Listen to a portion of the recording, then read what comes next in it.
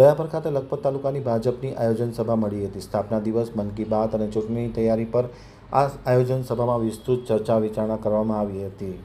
દયાપર ખાતે લખપત તાલુકાની ભાજપની આયોજન સભા, સ્થાપના દિવસ, મન કી બાત અને ચૂંટણીની તૈયારીઓ પર વ્યાપક ચર્ચા। કચ્છ જિલ્લા ભારતીય જનતા પાર્ટીના મંત્રી અને તાલુકા પ્રભારી રાજેશ પલણની વિશેષ ઉપસ્થિતિમાં લખપત તાલુકા ભાજપના પ્રમુખ ગણપતભાઈ રાજગોરની અધ્યક્ષતામાં લખપત તાલુકા ભાજપની વિશાળ આયોજન સભા મળી હતી, જેમાં બેઠકમાં મહામંત્રી જેતમલજી જાડેજાના પિતાશ્રીનું અવસાન થતાં શ્રદ્ધાસુમન પાઠવવામાં આવ્યા હતા।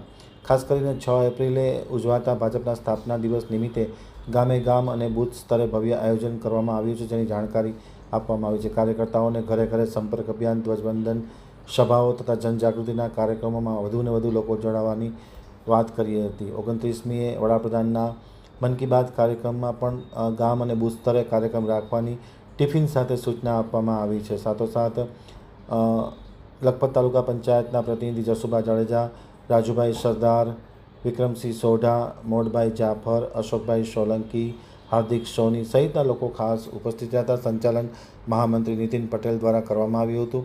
આભાર વિધિ કુલદીપસિંહ ચાવડા દ્વારા કરવામાં આવી હતી।